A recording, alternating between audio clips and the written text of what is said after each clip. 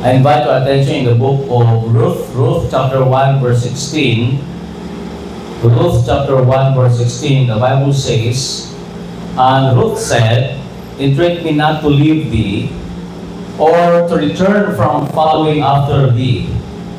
For whither thou goest, I will go, and where thou lodgest, I will lodge.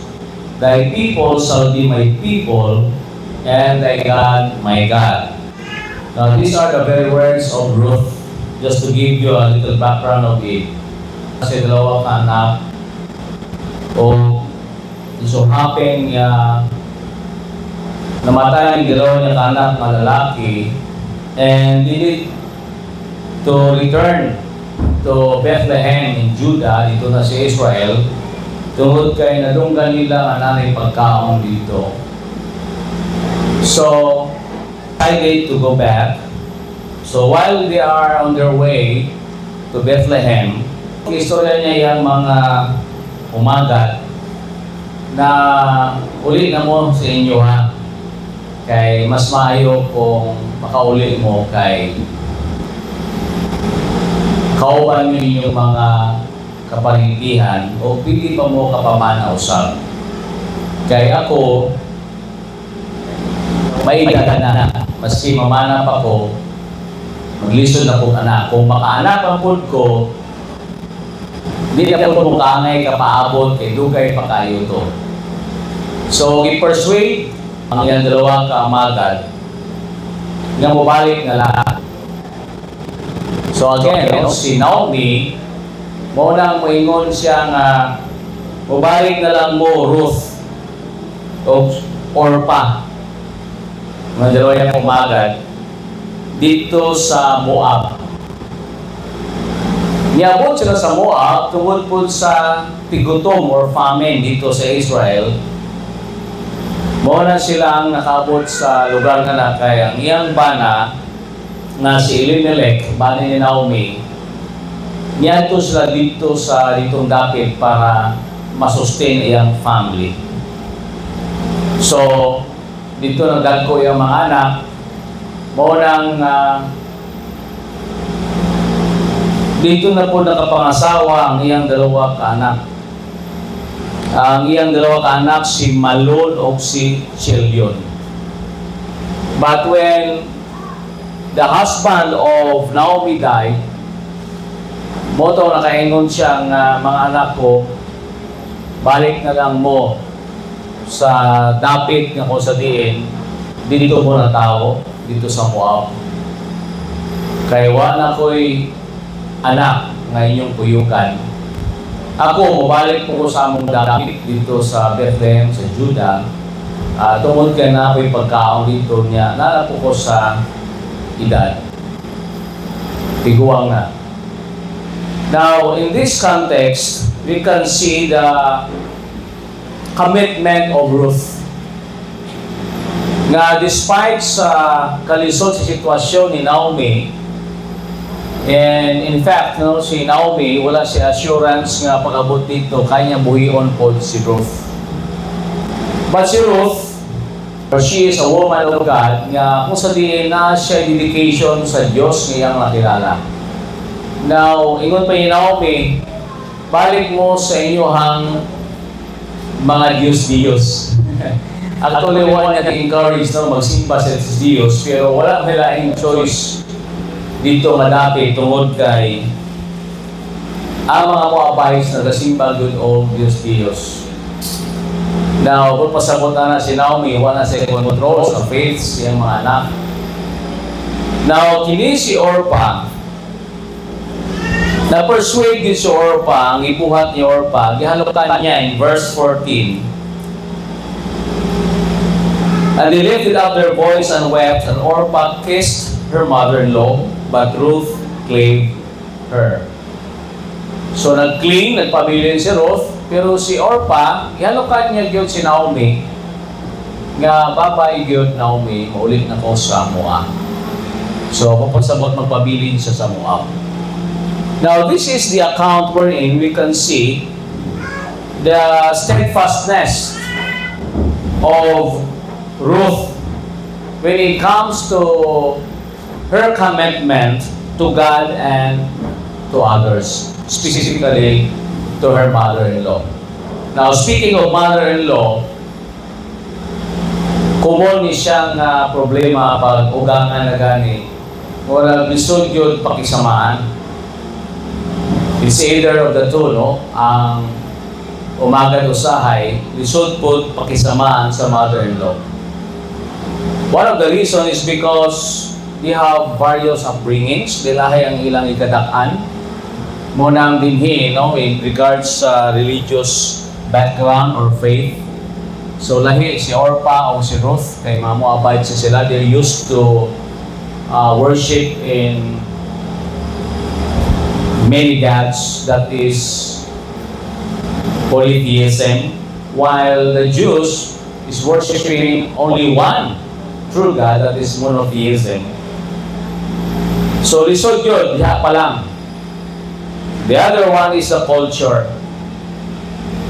But we can see ang linya din ni Ruth, ingon niya sa verse 16. Actually, this is a very, very famous words. Wherever you go, I will go. And wherever you lodge, I will lodge. Your people shall be my people, and your God, my God. Now, commonly, ginagamit niya sa mga kasal. Kanang maingon ng asawa nga, ang imong Diyos, akong Diyos. Kung asa ka, tuapog ko. Kung asa ta magpuyo, kuyugan ta ka. And that is really a commitment. Do you know in the book of Genesis, that was also the plan of God or the design of God to a married couple, that they need to cling to their husbands or wives, and they need to leave their parents. So this is God's design, really. Disenyo sa Ginoo ni. So, makita nato din they are weeping. Now, they grieved. Ingano man, puros na sila ng mga widows. Do you know that the Lord loves widows?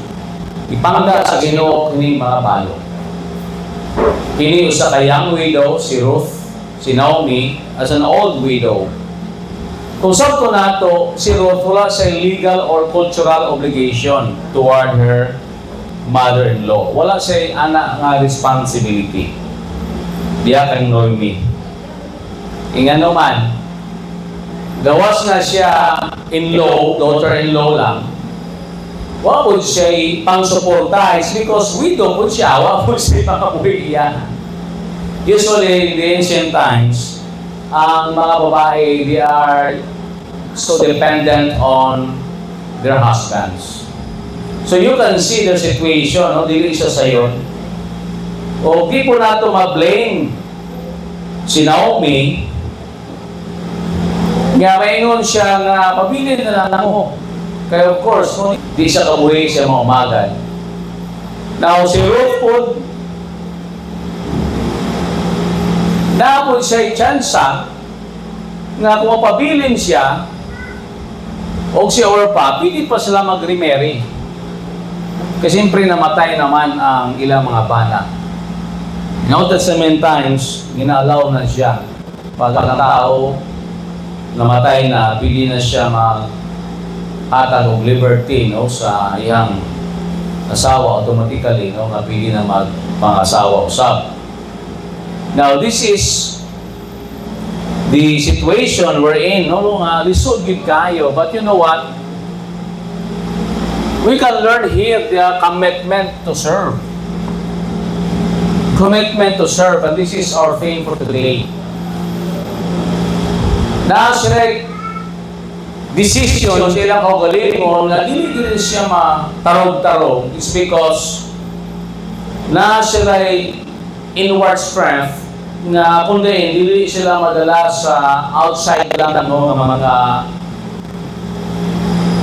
interferences. Na kung sa diin pwede maluya sila is because maybe walay pagkaon, walay assurance sa trabaho, walay assurance sa kaugmaon. Pero ingon ni Ruth, your people shall be my people, your God shall be my God. I am a Moabite, you are a Jewish. I don't know what Israel brings me, but still I will follow you. I have many gods, but I will serve your one true God. Kung dili ini siya sa'yo kining switching, pabitaw ni ang mga tao basta mag-change sila o trabaho, mag-change sila o puyanan. Dako yun niya adjustments. Kung dili sa sayon. Kung wala tayong commitment, dali lang ta mag-give up is because tanaw na to ang katawhay sa nato ang unod nun na dapit or fleshly na mga comforts. But we can see in the Bible nga even si Naomi, i-urge niya o i-persuade niya si Ruth na magpabilin, pero si Ruth determinado din siya na magkuyog dito sa Judah. But the principle still remains nga kung sa diin very, very popular, not only in the wedding ceremonies, but also in our personal commitment to God and also to others. Now, first, we'll look at Ruth's commitment to God. That this is having this unwavering commitment nga na siya'y value gihatag, of loving sacrifice for the Lord. You know, if you don't have this kind of love, kanang agape love, kanang love of God, it's not really easy to follow the will of God in your life. Dili sa sayon is because it takes sacrifices. Kanang serve sa Ginoo with commitment, dili sa sayon. It's because you are willing to leave your family. Nya mo adapt ka sa laing culture. Kami, na-mention sa atong Sunday school teacher kanina. Nga Ilonggo mi, I was born in Bacolod, pero we are from Iloilo. So dili naman, dili kami sa Ilonggo nga mga banwa, malandag. Pero Maguindanao, dito nag-serve si Daddy. So mga Maguindanaoan, ang majority nagpuyo. Kami diri karon naami sa Davao City nya we need to adapt sa Cebuano or Visayan speaking. Pero kanang biyaan mo imong family, lisod yun na siya. But if you have that kind of commitment nga unwavering, dili siya lisod is because you have given your life to the Lord. That is living a surrendered life.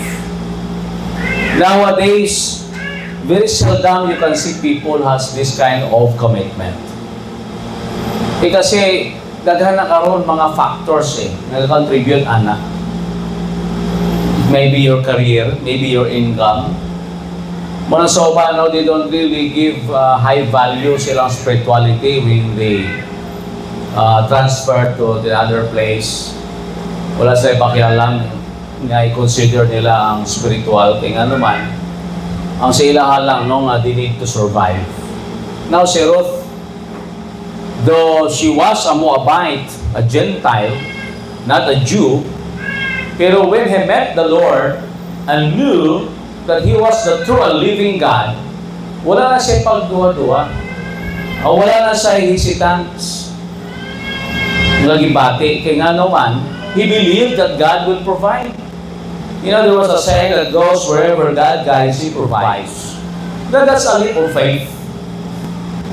Kini atong mission din sa Mintal, the Jesus Cares mission. Initial na ako nadunggan, kay mabalhin naman sila sa Rizano dito sa Mintal. They will be paying 20,000 pesos a month. A month na siya.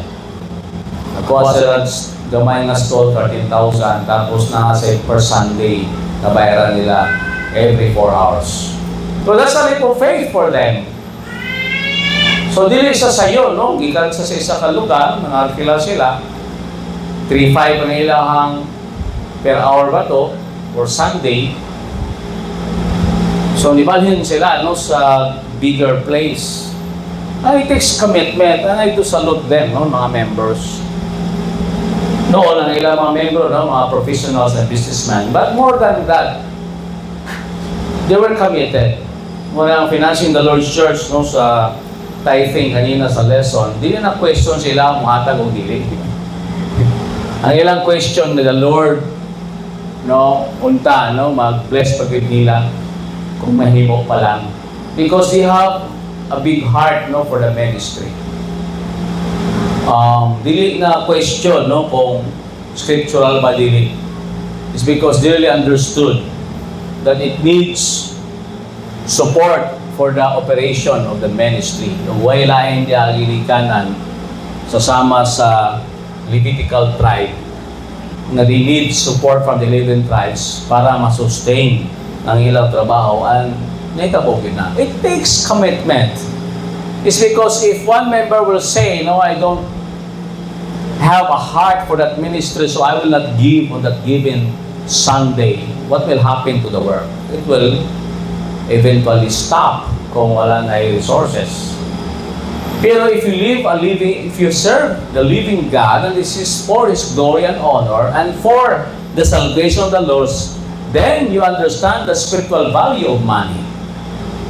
Muna dili sa nabase sa atong gibati. It's not about our emotion. It's about our obligation or responsibility.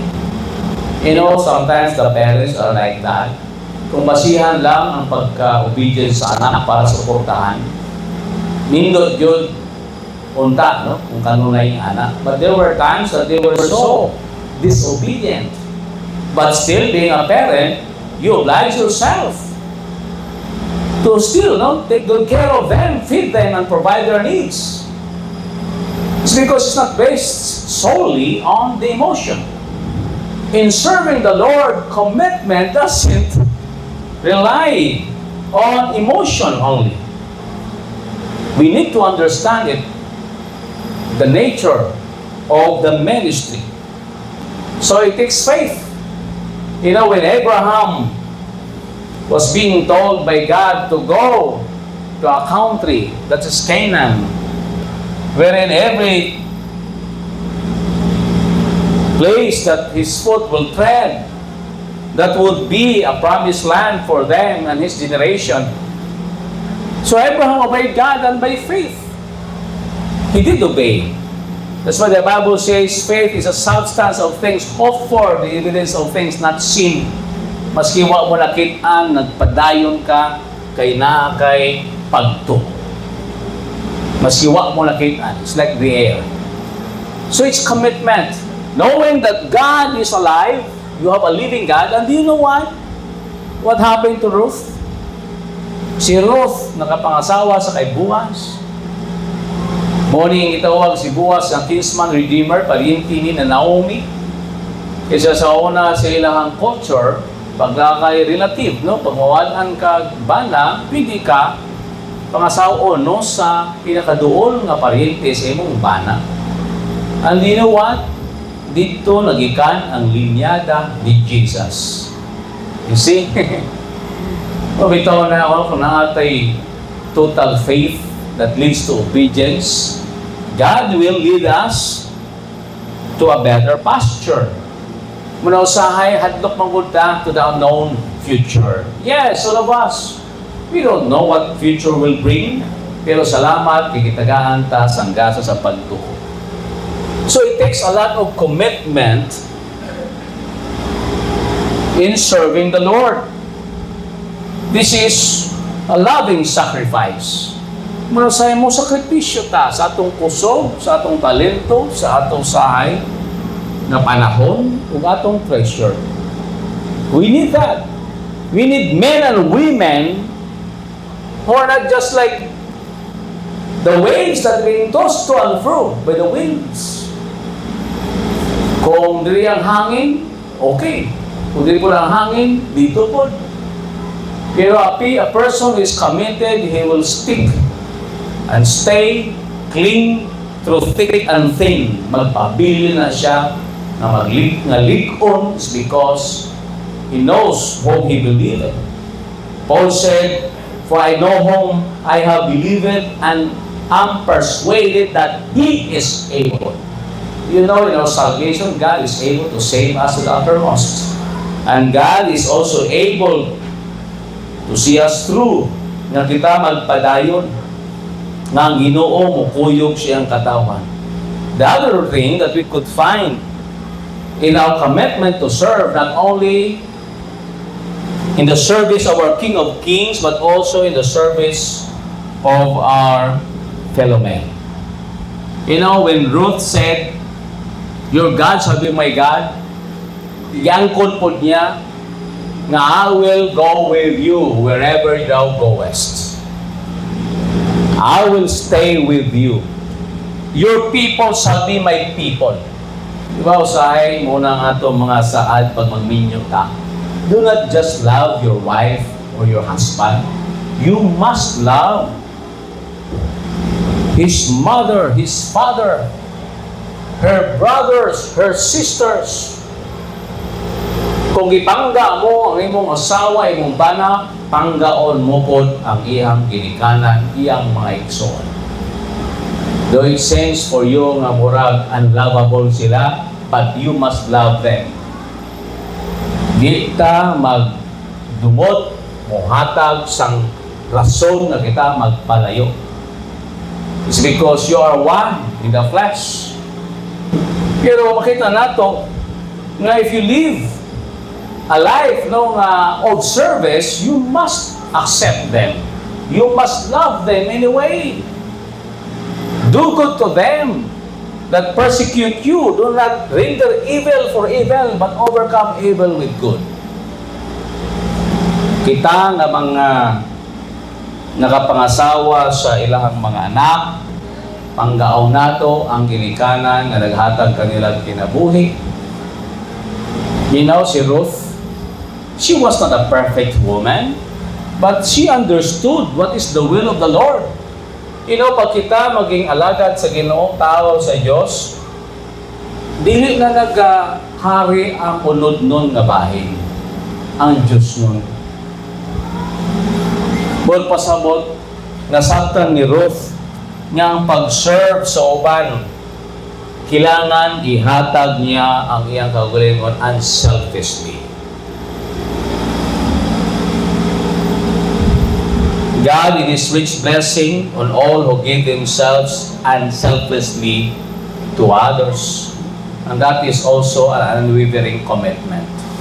Kanang ihatag mo ang kaugalingon sa pagpangalagad sa uban, dili lang sayo. You know, why? It's because you have your own personal cares also. Why bother? Okay man ko. Mabuhi man ko. Kaya ngon si Ruth, pili ba ko kapangabana, pangasawa usap? Okay pa dito sa among lugar, dito ako mga pariente. Nga naman, i-rest na ako ang akong kinabuhi sa lugar na di na ako swito. Pero you know, si Ruth, she was a faith taker. I call it faith taker, not rest taker.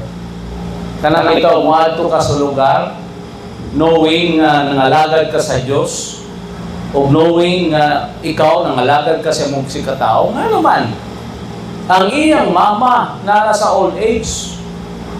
And I tell you, that is the number one inferiority sa mga katiguangan, ang magtiguang. Who will take good care of me? Especially pag ilang anak lalaki. Kung saan ka ako sa akong umagad, alagaan ka ako. Kung ano ang ilang concern. And all of us will grow old, if God permits. Kurang kanindot, anak, if you have good relationship. Kung di man good ang relationship, mag-mature ang usa ka tao, di ta angay magbalaka. Kaya ang spirituality mo, hari. Kita yun na sa mga maalala to life stories, ang mga ugangan, luoy kayo kay wa na ginapansin sa umagad, kinanimalos. You know, if you have that vengeful spirit, you must surrender it to the Lord. Kaya nga naman, ang Holy Spirit nag-grieve, nag-asubok. Maski unsa pakadautan sa imong ugangan nimo, you must learn to love her, to love him, forgive him, forgive her.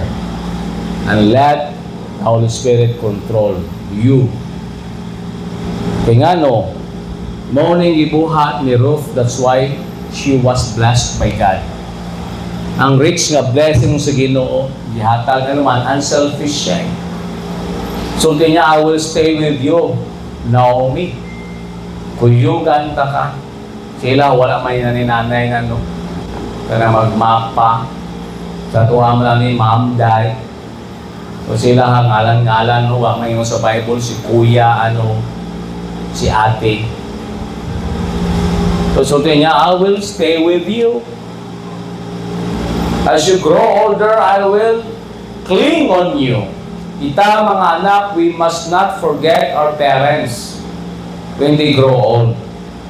It's not a way of returning back or paying back. Ayaw na utang na loob. Kay basin, kayo ka nga bayad na ka, kay grabe mo sakripisyo sa mong ginikanan, kaysa sakripisyo nila ni mo. Look at the Word of God as your lens. Nga, as a spiritual person, you oblige yourself to help your parents, especially your mother that bore you. Na nagpanganak din mo. Kung nasakit kayo na sa mga mama, mga kabataan, ayaw din mo tubag-tubag, singgit-singgit, mutaas ang boses, mo bad words sa inyong ginikanan, especially inyong imahan, kay sakit kayo na sila. O, importante, nga sila kung magkaedad, alagaan nato. Yung akong ma'am, di lang sa pagpanganak, pati sa disgrasya ko, siya ginang adlaw o kagabihon, kaagahon, painom tambal, bibridin ko, I tell you. Pila ko kabulan na naghigda lang, may kawa ko dakop sa sakit, di ko kalihok, anak. Nga akong nawong, kay man, di ko kakaon sa mga hard na mga pagkaon. Soft diet lang po permi. Pero akong mami, mo na nag-antiman, kaya na ako. Mula sa atong kinabuhi, you have your own stories also. But is serving others, aside from your family. Kisa pa imong galagaran ng imong mga silingan. Not only your relatives, extended to others, even sa dili mo kilala. That is spiritual ministry in the church. We are not relatives. Pero nga nung gituduan to sa Bible nga mag-kinamustahay, mag-inilagaray. It's because that is how we serve God. So tinig sa Ginoo, if you done to the list of this, you are doing it also to me. Do you know kanang pag-alagad mo sa inyong community, you are also serving God? You know, sa akin, yung tangan ng mga alagad mo, I don't have time for them. You know, di na tayo alagad sa spiritual lang. If you have some time, you can help. Ang simbahan, unta, di lang focus sa spiritual lang, tapok lang tayo ng simba. The community must feel our presence. We are here to pray for them, but also we are willing to lend our hands. I-lend na ito, atong time, atong talent, that we will be the light of the world. Mula si Naomi, makita na ito, ang iyang kinabuhi, gihatag niya, di lamang sa Ginoo, kundi siya sa katao. And you know what the Bible says in verse 12, in chapter 2, si Boaz, sa diyang sila kita ang iyang future husband. It has been fully reported to me all that you have done for your mother-in-law since the death of your husband. Pag-ingon niya, the Lord repay your work. Kadungog ko kung iyon sa mo ang imohang ugangan. Maayo ay mong pagtratar ang Ginoo mo balos nimo. You know, nindot tabangan ang mga tao nga way kabalos nimo.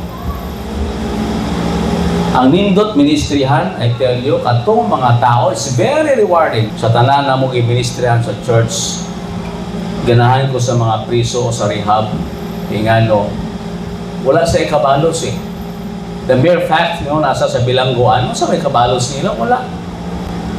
Pero ang Word of God, i-share mo sila o sabon o panalapi nga ginagmay, dako ang imong kalipay sa imong kasing-kasing.